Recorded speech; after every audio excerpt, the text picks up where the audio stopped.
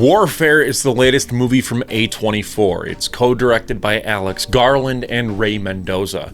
On paper, it sounds like the setup for almost every war movie that you've ever seen. A Navy SEAL mission in Iraq goes sideways. There's tense shootouts, harrowing escapes, grimy military realism, and yeah, the movie's absolutely intense. Explosive, tactical, cinematic, which is exactly why, even before the film's release, it was getting slammed as being pro-military propaganda. For example, here's an excerpt from one of the film's top user reviews on the website Letterboxd, saying, quote, "A soulless, insidious piece of pseudo-realistic propaganda, a film that postures as an anti-war statement while reveling in the exact kind of mindless, fetishized destruction that makes war look like an adrenaline-fueled power fantasy rather than the devastating, soul-eroding atrocity that it actually is. It's laughable that this claims to be a brutally honest portrayal of the horrors of war. Yet it is so utterly obsessed with aestheticizing that horror that it ultimately becomes complicit in the very glorification it pretends to reject."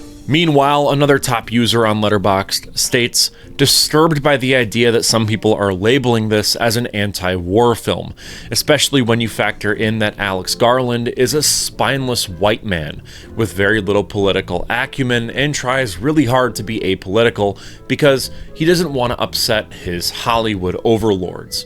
I always thought being anti-war meant someone grounded with politics, but what do I know? You are all stupid!" After having seen the film for myself, let's just say that I don't exactly buy this narrative that Warfare is a pro-war propaganda film, by any stretch of the imagination. Look, this type of accusation isn't new. Any film that focuses on American soldiers in the Middle East is bound to get side-eyed, especially when the trailer leans hard into the action. Given the Iraq War's reputation as a war built on lies, framed in half-truths, and executed with reckless cruelty, it's fair to be cautious about a movie like this, but it's a mistake to stop at the surface.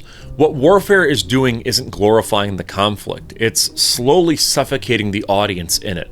It's not pro-war by any means, it's about how war breaks people, and how little anyone understands what they're even doing there. Spoilers here for Warfare, I guess, but there's never really a scene where a character heroically sacrifices himself as triumphant music swells. There's never a scene in this movie where a character takes out like 20 bad guys in one go with a machine gun. Instead, most of the movie is wounded and exhausted American soldiers waiting for a BFV to come and pick up their wounded so they can all retreat before getting wiped out by incoming enemy forces. That's it. The film is front-loaded with scenes of non-stop military jargon, but once shit hits the fan, everyone is fumbling around with their radios, and they're more focused on just surviving. That's it. That's the movie. Everything is portrayed realistically and in real time. When a character says, "The Bradley will be here in 10 minutes," it actually takes 10 real minutes in the film for that Bradley to get there. We never leave the perspective of our main characters, except for when we see a recon drone's POV or when the rescue team comes in to give our main troops some reinforcements. So, why do people think this movie's propaganda? A lot of the pushback comes down to the word perspective. Warfare focuses almost entirely on American soldiers. No speeches about oil, no high-level politicians twirling their mustaches, no prolonged scenes of civilian casualties. That omission makes people uneasy, and understandably so. The American lens is overused in Hollywood, especially when it comes to wars that the US started. Critics like Stanisland magazine have gone so far as to call it American propaganda, accusing the film of erasing the voices of Iraqis and reinforcing a sanitized version of the war. But calling the film propaganda just because it doesn't check every single political box that you want it to do is reductive. Propaganda has a job: to push a message, an agenda. It simplifies, it glorifies, it's emotionally manipulative by design. Warfare doesn't do any of that. If anything, it refuses to hold your hand. It doesn't tell you how to feel.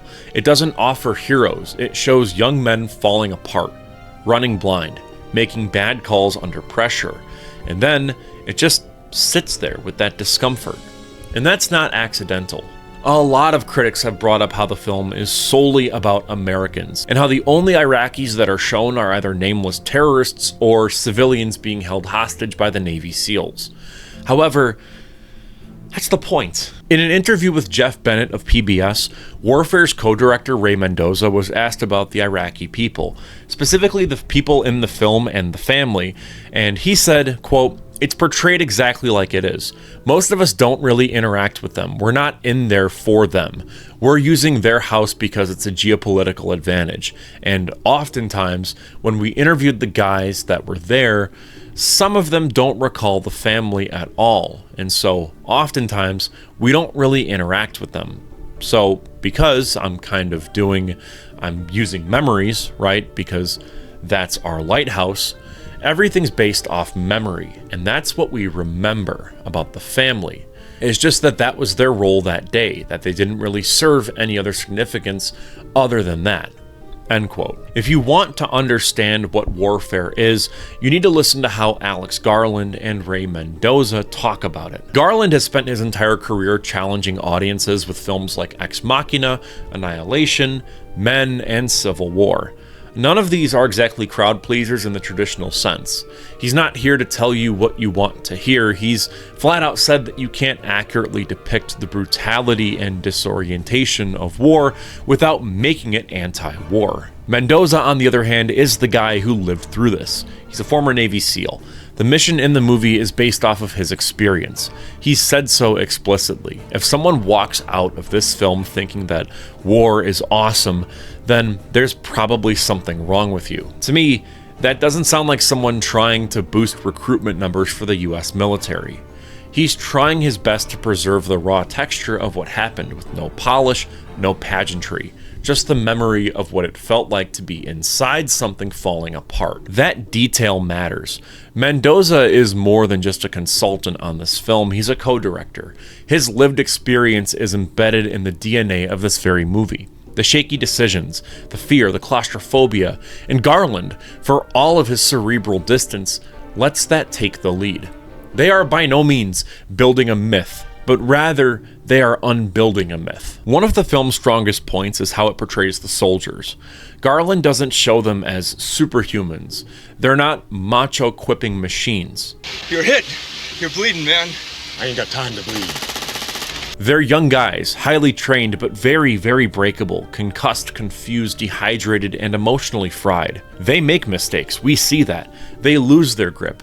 Sometimes they try to do the right thing and it only makes things worse. And that hits especially hard when you remember how young these guys really are. DeFaro Woon Atai, who plays Mendoza, said that was the part that stuck with him.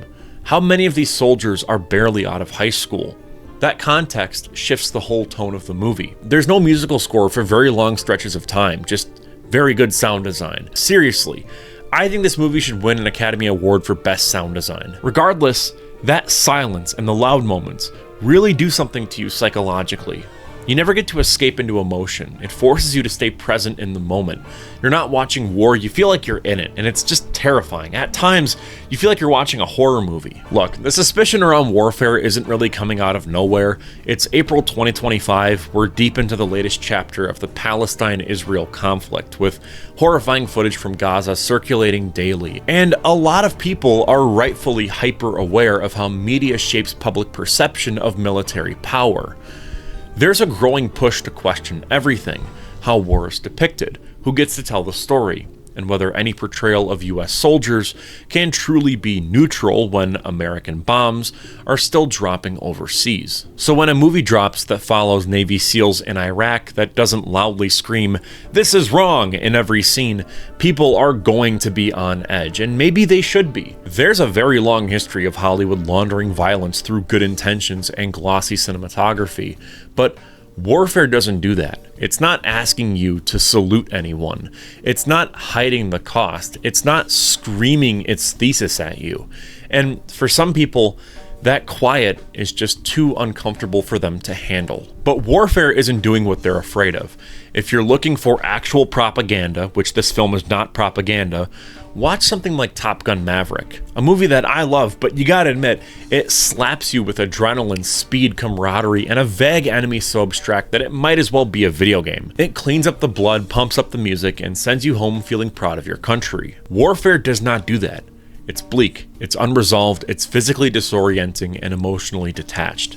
It's not telling you what to feel, it just shows you people slowly unraveling. Mentally, morally, and spiritually. It's not a glorification of war by any means, it's mourning it. With all that out of the way, I'm Cole McCormick, you're watching Firewind Media. As always, go watch this movie for yourself, come up with your own opinion, and let me know what you thought down below in the comments. Do you agree, do you disagree? Is this movie propaganda or not? I would love to hear down below.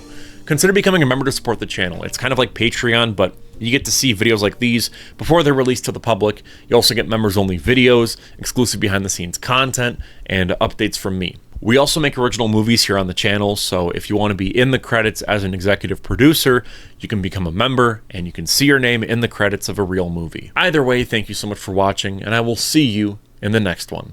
Peace out.